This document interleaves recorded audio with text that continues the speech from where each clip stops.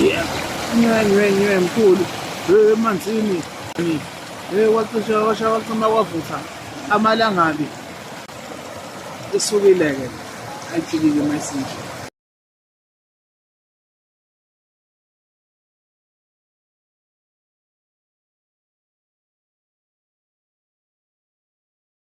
Yeah. Hayi njalo like it mine. Hlale wabafowethu.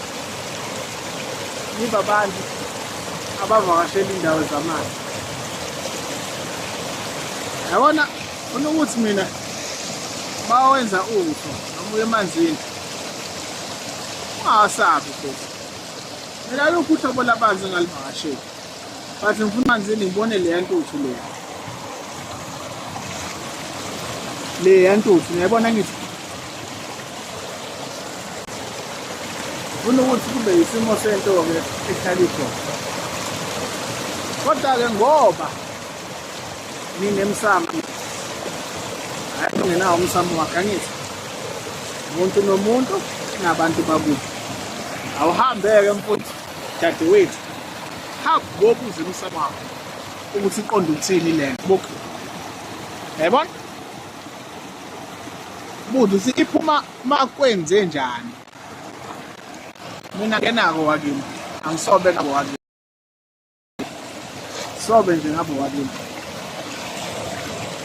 Hayi-ke ngoba kukanjani-ke, kodwa kubalulekile-ke ubafethu ukuthi uyazi into yakho. Nanoma ubani unesabelo sakhe, nanoma ubani unento ebhekene nayo, nanoma ubani wazalela isizathu. Thola isabelo sakho. Angiyena mina wakini mfowethu.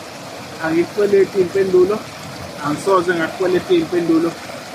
Abantu ekuyilijobo labo ukuthi into yakini. Abantu basekhaya. Alright? Ungayihaleli into yomunye umuntu ngoba ubathukile abantu bakini.